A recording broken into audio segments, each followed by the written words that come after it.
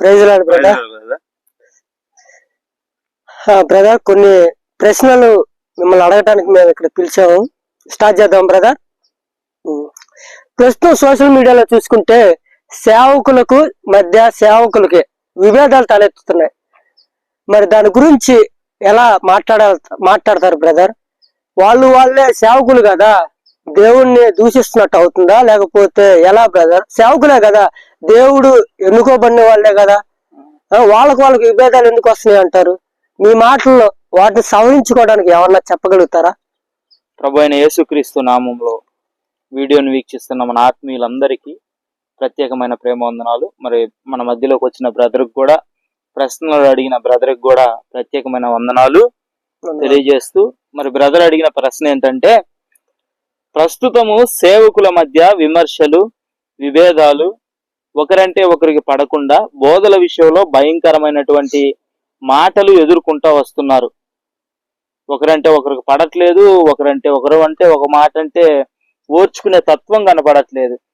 So వీటిని ఎలా సవరించాలని brother అడుగుతా ఉన్నారు. జాగ్రత్తగా మనం గమనిస్తే ప్రేమైన దేవుని బిడ్డలారా, అసలు క్రైస్తవ్యంలో ఇలాంటివి ఎందుకు తలెత్తుతున్నాయి అంటే, మొదటిగా వ్యక్తిగత విమర్శలు చేసుకోవటం మొదటిగా, తర్వాత నా బోధే కరెక్టు, నేను చేసిందే కరెక్టు అని మాట్లాడడం రెండవది.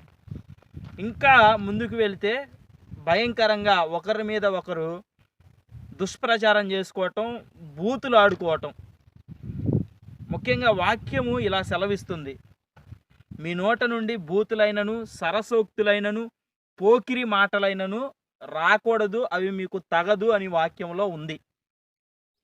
అయితే కీర్తనలు 133వ అధ్యాయం 1వ వచనంలో ఉంటుంది, సహోదరులు ఐక్యత కలిగి నివసించుట ఎంత మేలు, ఎంత మనోహరము అని దేవుని వాక్యము ఇలా రాయించి పెట్టాడు. అయితే ఒకరి మధ్య ఒకరికి విమర్శలు, ఒకరి మధ్య ఒకరికి విభేదాలు ఉండకూడదు. మొదటిగా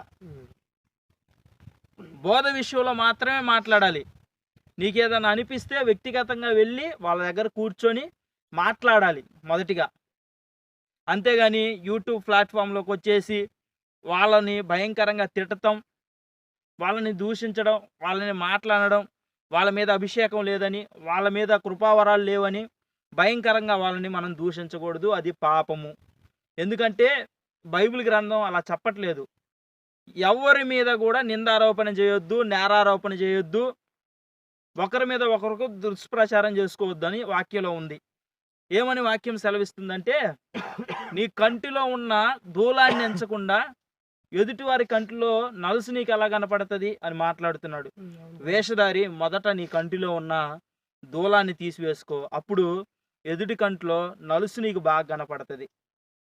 ఈరోజు ప్రతి ఒక్కరూ గమనించాల్సిన విషయం ఏంటంటే, స్నేహితుల మధ్య అయినా కానీ, అన్నదమ్ముల మధ్య అయినా కానీ, సేవకుల మధ్య అయినా కానీ, సంఘంలో ఎవ్వరి మధ్య అయినా కానీ, మొదటిగా గుర్తుపెట్టుకోవాల్సిన విషయం ఏంటంటే, మొదట మన ప్రవర్తన సరి చేసుకొని, మొదట మనం సరిగా ఉండి, తర్వాత వ్యక్తులను విమర్శిద్దాం.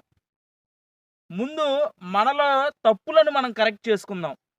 ఇప్పుడు ఫర్ ఎగ్జాంపుల్ ఎవరైనా బోధ విషయంలో మాట్లాడారు అనుకోండి, ఖచ్చితంగా ఆ బోధ విషయంలో మనలో ఏదైనా లోపాలు ఉంటే మనం సరి చేసుకోవాలి. మనం వ్యక్తిగతంగా క్షమాపణలు చెప్పుకొని ఆ దిద్దుబాటు చేసుకొని, అర్థమైందా? దిద్దుబాటు అనేది మనకు ఖచ్చితంగా ఉండాలి. సర్దుబాటు కాదు క్రైస్తవుడికి ఉండాల్సింది, దిద్దుబాటు ఉండాలి.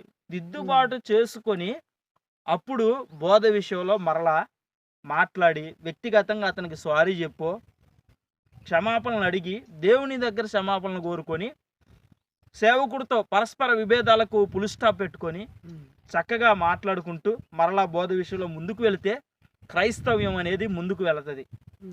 ఇప్పుడు ఎక్కడ దాకా ఎందుకండి, హైందవ సహోదరులకే భయంకరంగా వాళ్ళు చక్కగా మాట్లాడుకుంటారు, ఒకే దాటి మీద ఉంటారు, వాళ్ళకి ఒకటే మాట ఉంటుంది. ఇప్పుడు సేవకులకి ఒక మాట ఉండట్లేదండి, నీ బోధ నాకు నచ్చదు, నా బోధ నీకు నచ్చదు, అట్లా ఉంటుంది. సో అలా ఉండకూడదు. ఎందుకంటే బైబిల్ గ్రంథం మనకు అలా నేర్పించలేదు. అసలు లెక్క అయితే వాళ్ళు అలాంటివి చేయాలి. ఇక్కడ రివర్స్ ఉంది, వాళ్ళు కరెక్ట్గానే ఉంటున్నారు కానీ మనం ఉండలేకపోతున్నాం. దానికి మనం ఫుల్ స్టాప్ పెట్టాలంటే ఒకటే, ఎవరికి వాళ్ళు దిద్దుబాటు చేసుకోవాలి, ఎవరికి వాళ్ళు సరి చేసుకోవాలి, సరి చేయబడాలి. ఇప్పుడు తెలియజేసేదంటే యావత్ ప్రపంచ క్రైస్తవ అన్నదమ్ములకి, ముస్లిం సహోదరులకి, హైందవ సహోదరులు అందరికీ ఒక్కటే మాట, ఎవరికి వారు సరి చేసుకుందాం, ఎవరికి వారు దిద్దుబాటు చేసుకుందాం. అది బోధ విషయంలో కావచ్చు, ఏ విషయంలో అయినా కావచ్చు. ఎవరిని కూడా వ్యక్తిగతంగా కామెంట్ చేయొద్దు, అది తప్పు. ఏదైనా చెప్పాలనుకుంటే వాళ్ళకి వ్యక్తిగతంగా ఫోన్ చేసో, లేకపోతే వాళ్ళ మీద ఏదైనా బోధ విషయంలో నార్మల్గా మాట్లాడండి, అంతవరకే. ఇంకా అంతకు మించి మనం ఏమీ కూడా మాట్లాడడానికి వీలు లేదు. మనకి బైబిల్ గ్రంథం అది నేర్పించలేదు బ్రదర్. ఒకవేళ అలా వ్యక్తిగతంగా మాట్లాడారంటే వాళ్ళు బైబిల్ గ్రంథం ప్రకారంగా లేరు. అది మ్యాటరు. మీకు అర్థమైంది అనుకుంటా. అర్థమైంది బ్రదర్.